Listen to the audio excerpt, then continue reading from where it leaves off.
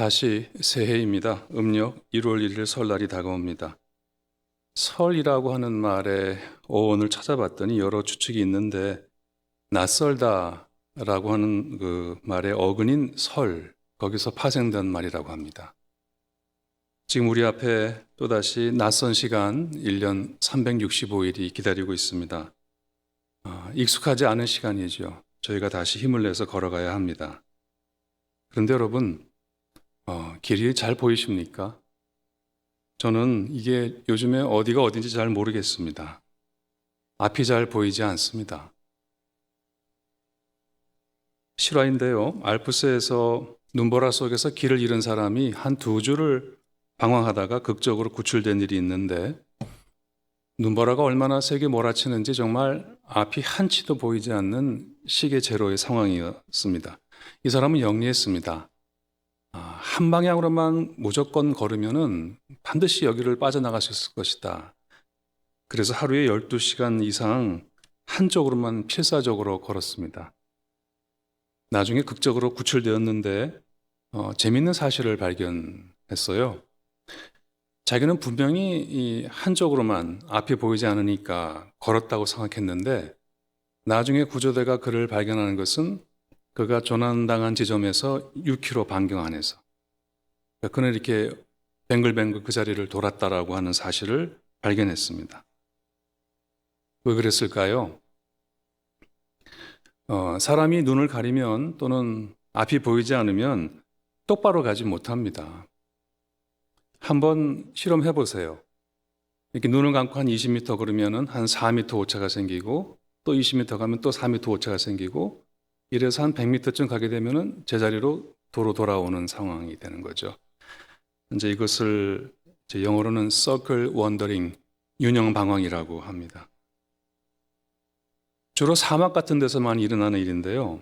가도 똑같잖아요. 좌표가 없잖아요. 거기가 거기 같지 않습니까? 그런 사막 같은 곳에서 종종 일어나는 일이라고 합니다. 끝이 보이지 않는 코로나 팬데믹 속에서 지금 세상이 시계 제로 상황이죠. 기후위기 더 심해지고 있습니다. 작년이면 끝났어야 될 우크라이나 전쟁이 오히려 확전 위기로 가고 있고 한반도의 긴장도 높아지고 있고 경제난도 상상 이상입니다. 우리 국민들의 정신적이고 문화적인 방황도 끝이 없습니다. 새해가 돼서 앞으로 나아가려고 하는데 아마 멀리서 하나님이 보시게 되면 우리가 다 제자리를 뱅뱅 맴돌고 있는지도 모르겠습니다.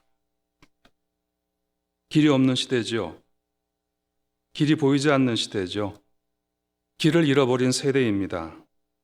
여러분, 이렇게 앞이 한치도 보이지 않을 때 저희 어떻게 해야 됩니까? 세상이 암흑같이 캄캄한데 길을 잃으면은 저희들 어떻게 해야 됩니까?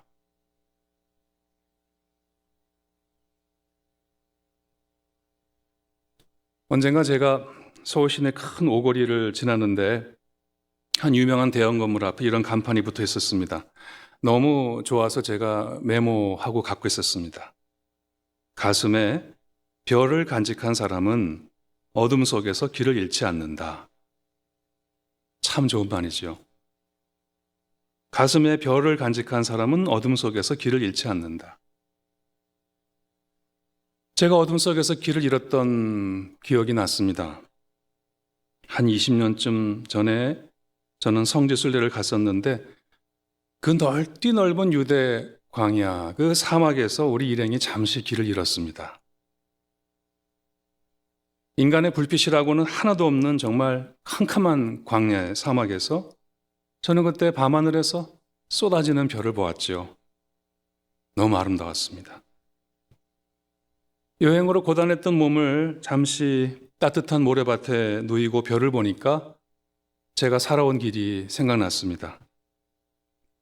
제 인생에도 길을 잃어버릴 때가 있었습니다. 사실 우리가 하루하루 살아가는데 하루하루 산다는 것은 매 순간 길을 찾는다는 것과 같은 말이죠. 그런데 돌아보니까 저는 늘 좀 넓고 쉬운 길을 원했던 것 같습니다. 많은 사람이 가는 길을 가려고 했던 것 같습니다. 많은 사람들 속에서 함께 걸어가면 길을 잃지 않겠지 하는 생각으로 살았던 것 같습니다. 그런데 그런 길을 걸으면서도 저는 길을 잃었습니다.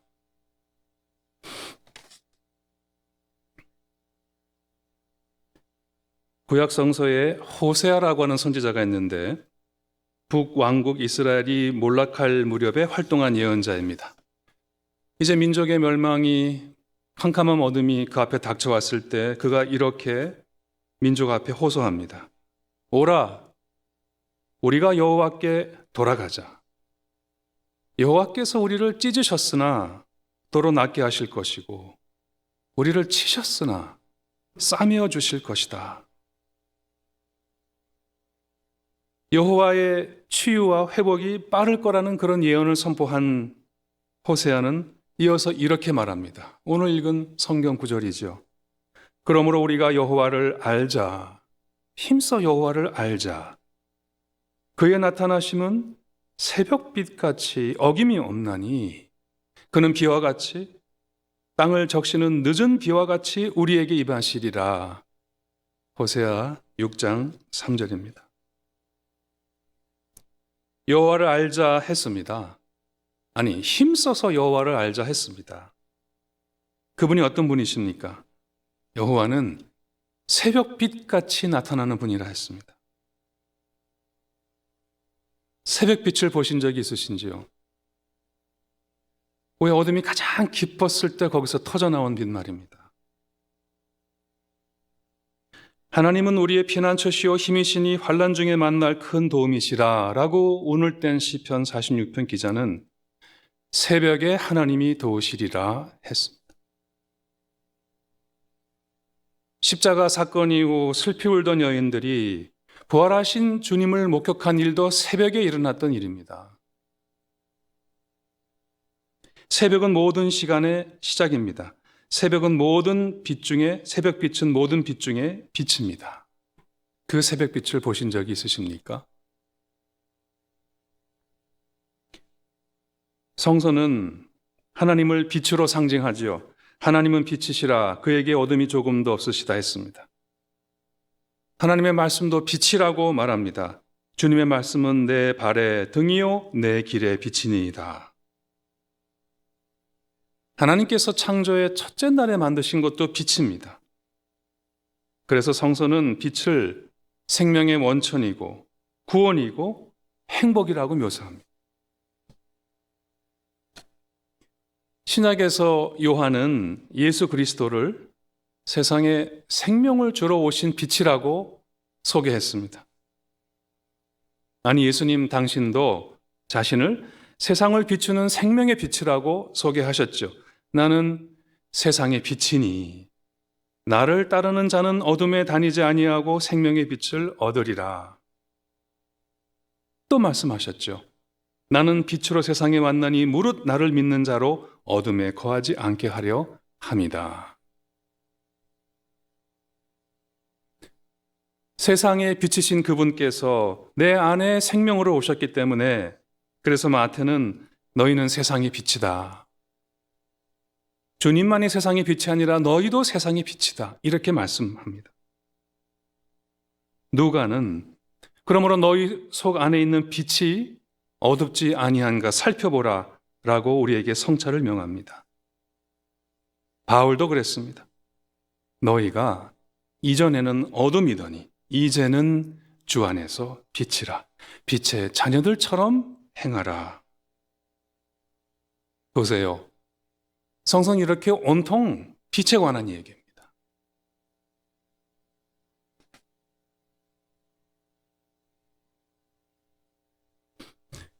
유대인의 탈무드에는 눈에 보이지 않는 것보다 마음에 보이지 않는 것이 더 두렵다는 말이 있습니다.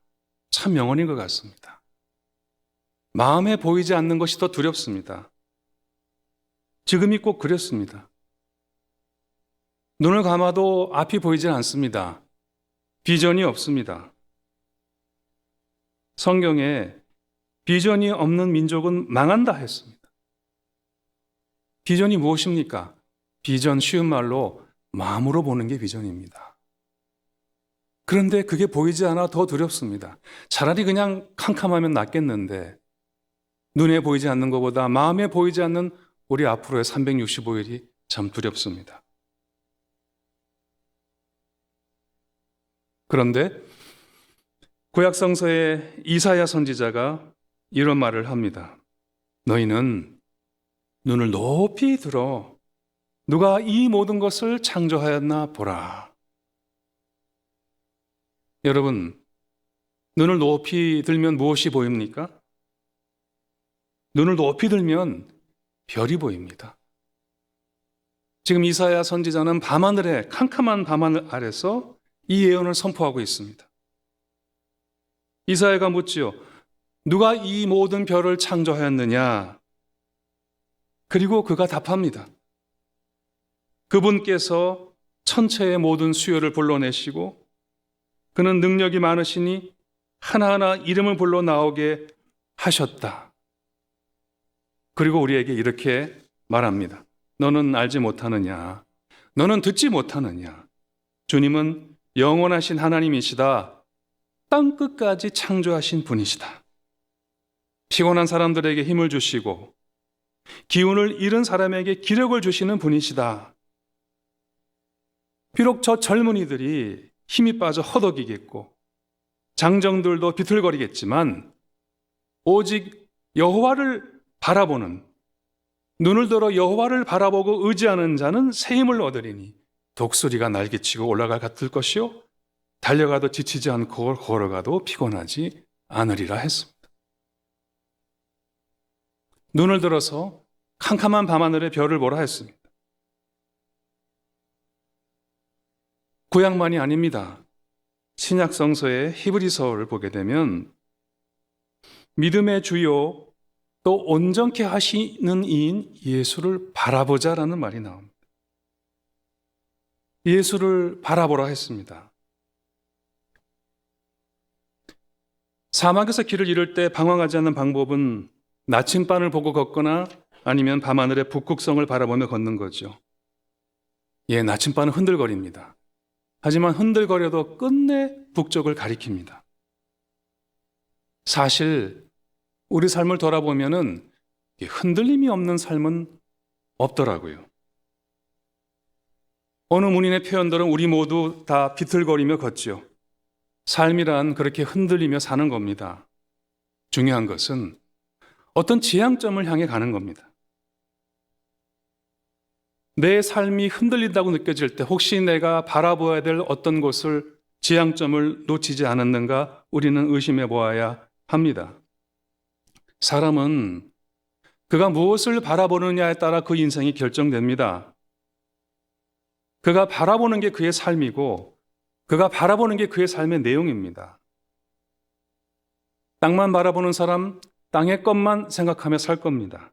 하지만 하늘을 우러러 바라보는 사람은 하늘의 것으로 살 겁니다.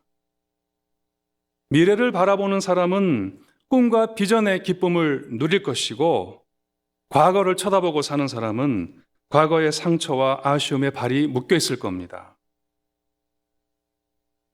그래서 성서는 믿음의 주요 또 온전하게 하시는 이인 예수를 바라보자 했어. 예수를 바라보자. 우리 연세의료원의 구호가 하나님의 사랑으로 인류를 질병으로부터 자유롭게 한다인 걸로 기억합니다. 바로 그 하나님의 사랑이 무엇인지 우리에게 보여주시고 알게 해주신 분이 바로 예수 그리스도인인데 그 믿음의 주요 온전하게 하시는 이인 예수를 바라보자라고 말합니다. 예수님 그분은 우리 인생과 역사의 나침반 같은 분이시죠. 북극성과 같이 밤하늘의 가장 높은 곳에서 반짝이는 분이시죠. 어느 찬송가 가사처럼 그는 저산 밑에 백합 빛나는 새벽별이시죠. 성서는 그분을 바라보자 했습니다. 한 영어 성경은 이 표현을 아주 멋지게 표현합니다. Let us fix our eyes on Jesus. fix라고 했습니다. 그에게 우리의 눈을 고정하자라고 했습니다.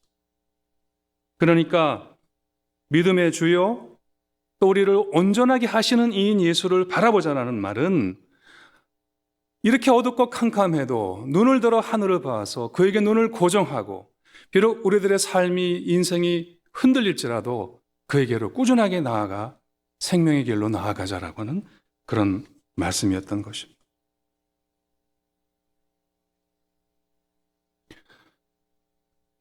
제가 우리 모두가 지금 코로나 재난 상황에 있는데 이 재난이라고 하는 말, 디자스터라고 하는 말의 어원을 살펴보았더니 아스트로, 디스 거꾸로 되어 있습니다만은 아스트로가 없는 상태, 별이 없는 상태더라고요. 과거 지중해와 에게를 항해하던 고대 그리스인들 망망대해 속에서 밤하늘의 별을 보고 좌표를 찾았는데 여러분 만약에 별이 사라진다면 폭풍우가 문제가 아니었습니다. 별이 보이지 않는다면 배가 방향을 잃는다는 말이고 곧 죽음을 의미했기 때문에 그것이 바로 디자스터, 별이 없는 상황, 재난입니다. 경애하는 여러분, 다시 새해입니다. 설날입니다. 낯선 시간이 다가옵니다. 낯설어서 설인가 봅니다. 우리 모두 끝나지 않은 코로나와 여러 가지 어려운 상황 속에서 한 치 앞도 보이지 않는 그런 알프스 산속과 같은 상황입니다. 우리 모두 앞으로 간다고 애를 쓰는데 혹시 멀리서 보면은 제자리를 뱅뱅 돌고 있는 것이 아닌가 모르겠습니다. 이럴 때 우리는 눈을 들어 저 밤하늘을 바라보아야 합니다. 우리 앞에서 빛나는 새벽별로 이 세상에 생명을 주시는 그 새벽빛과 같은 예수 그리스도에게 우리의 눈을 고정하고 한 걸음 한 걸음씩 나아가면 좋겠습니다. 너희가 전에는 어둠이더니 이제는 주 안에서 빛이라 했습니다. 이제 여러분은 세상의 빛입니다. 세상의 빛처럼 빛의 자녀로 사시기를 바랍니다. 그리고 빛의 사람들처럼 세상의 빛을 비추시고 새벽을 깨우시기 바랍니다. 다윗은 내가 새벽을 깨우리로다 했습니다. 새벽은 동트기 전의 시간, 만물이 깨어나기 전의 시간이죠. 우리 연세의료원의 모든 선생님들, 이제 이 가슴에 예수 그리스도라고 하는 별을 간직하고 이 어둠 속에서 그 별을 바라보며 또 한 새 생명의 길로 곧장 나아가시기를 진심으로 기도합니다. 기도하겠습니다. 혼미한 시대에 앞이 보이지 않는 시대에 저희가 길을 잃었나이다. 뭘 어디다 잃었는지도 몰라 길을 더듬고 더듬습니다. 생명의 빛이 되신 주님, 우리 연세의료원의 환한 새벽빛으로 비추셔서 우리가 길이고 진리고 생명이신 당신 따라 이 진리와 생명의 길을 걷게 하옵소서. 예수님의 이름으로 기도드립니다. 아멘.